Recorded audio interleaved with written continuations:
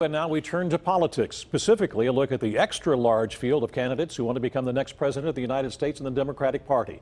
Joining us is Joseph Sabino Mystic, who is well known in Democratic circles, especially in Western Pennsylvania. You have probably seen him appear with Jim Roddy arguing politics. Joe served as deputy mayor of Pittsburgh under the Masloff administration and for years has been a professor at Duquesne University School of Law.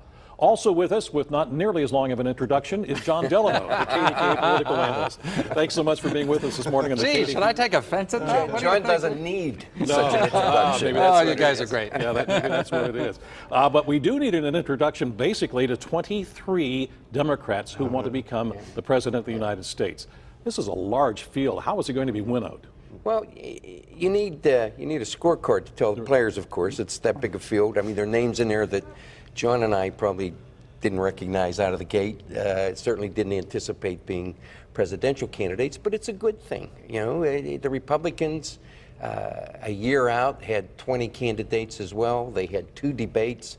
They had the A debate and the B debate, you know, the adult table and the kids table, I think they called it at the time. But they began to winnow the field down, and the Democrats are doing the same thing. They have a pretty populist-based way of deciding who makes it into the debate based upon the number of small contributions you get. Can you cross that threshold to show that you have some support among the people? And 3 polls, an average of 3 polls. So. Is it a varied number of candidates in their political views within the Democratic Party? Oh, I think so. I think although there is a basic progressive view in the Democratic Party that dominates, that is the more liberal wing of the Democratic Party tends to dominate, and particularly that's true in primaries, just like conservative Republicans dominate in the Republican primaries. But Joe is right. I mean, there's a winnowing process, and it's all going to begin in February of next year, which isn't that far off, not very far actually. away. And of course, the debates that the candidates will have over the course of the next number of months will make a difference. They're each trying to be different and to stake out something that we remember them or think of them, so that, you know, particularly the ones other than Biden. Of course, everybody knows Vice President Joe Biden, but the others have to really distinguish themselves. What do they stand for? And so whether it's Bernie Sanders or Elizabeth Warren or Pete Buttigieg, yes. Practicing pronunciation, yeah.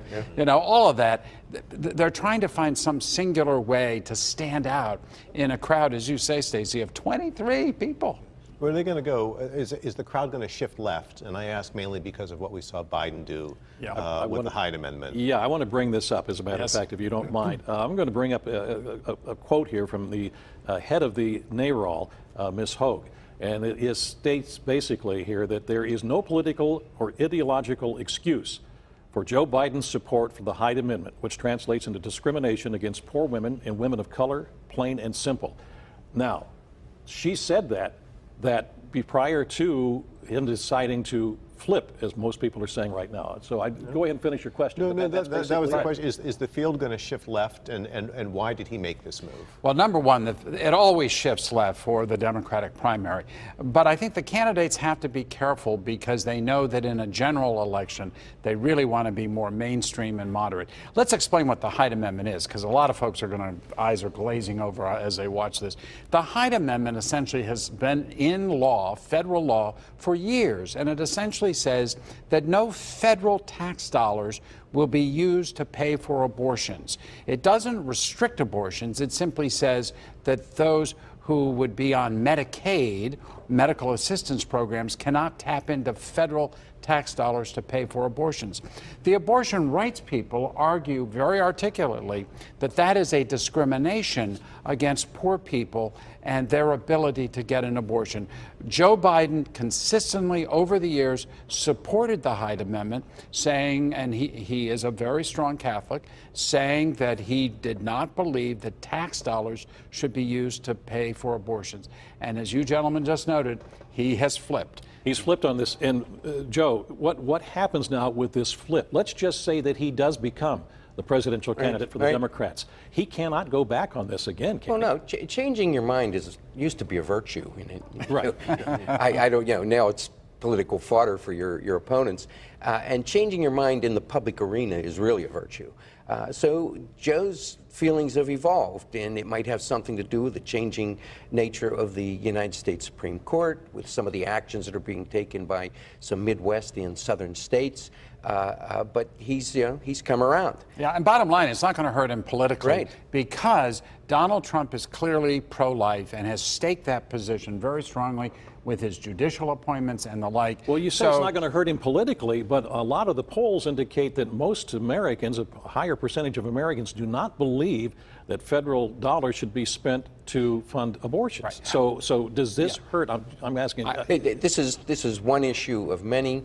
And if you believe in a litmus test, I guess this will have an impact. But we can't afford litmus tests anymore. We have too many problems, and they're too varied. I only meant it wasn't going to hurt him in the Democratic primary the Democratic no. Because I think that's what this battle's all about right now. He's got to win the Democratic nomination, as do these other candidates. Then they're going to worry about, they'll all skedaddle back to the middle, except for Trump, who has staked his positions. I think there are going to be a lot of other issues that are going to be more meaningful in November of 2020 than abortion. I want to go back to one of the points you started this whole discussion with, and that is are the candidates going to go too far to the left to be able to come back to the middle, as you thought? The Democrats right now have, say, 20 of those candidates who are fighting over 20% of the Democratic voters. And you have two candidates, Joe Biden, perhaps Senator Michael Bennet of Colorado, who are centrists, who are fighting over the remaining 80%, the lion's share of voting base. So, this thing will shake itself out eventually, and the Democrats will end up, I think, somewhere near the middle. Well, it's interesting you bring up those two as centrists, because there is another one, and I have a quote from this particular one.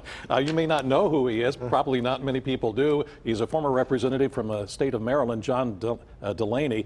He said to an interview with the publication The Hill, "We flipped the House with moderate candidates. The seats we flipped were with problem solvers, not with litmus test ideologues.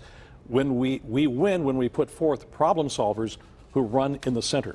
Is he right? He's absolutely right, and he's particularly right for Pennsylvania and for Western Pennsylvania. We have the lesson here. We have the lesson national here. Model. Yeah. This state went for Donald Trump by 44,000 votes out of 6 million votes cast.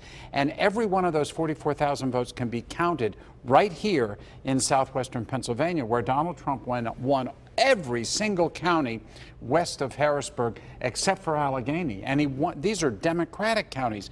So Delaney is right. Congressman Delaney is right that if you're going to win nationally, you are going to have to be a bit more centrist, and you're going to have to talk about issues like jobs and trade and the like, and energy issues, and not be so wrapped up in anti-fossil fuel issues like some Democrats get. Well, Pennsylvania is going to play an important role in this election, but these Democrats really haven't come around very much yet, have they? No. Why not?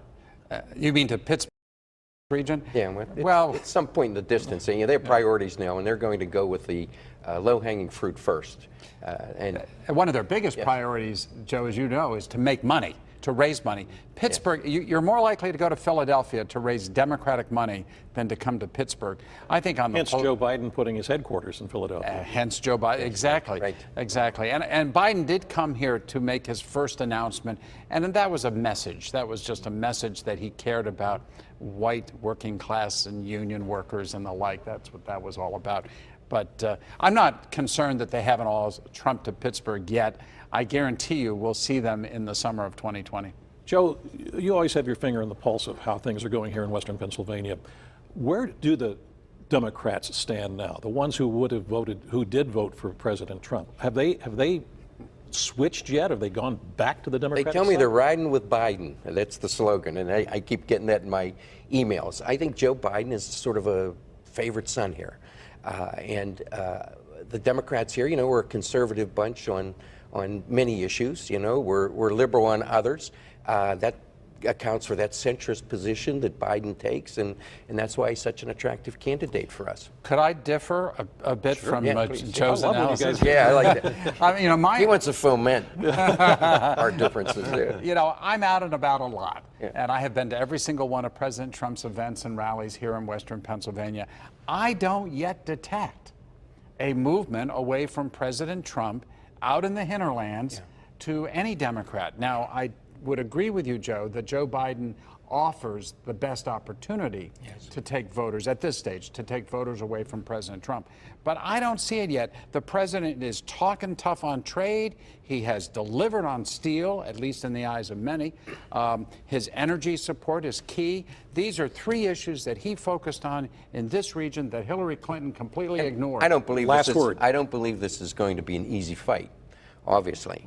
But I do believe that much of it will turn on the fact that people are just tired of fighting. Yeah. They're tired of waking up every morning to more turmoil, more arguments, more name calling, and at the end of the day, that may swing enough votes to the Democratic side.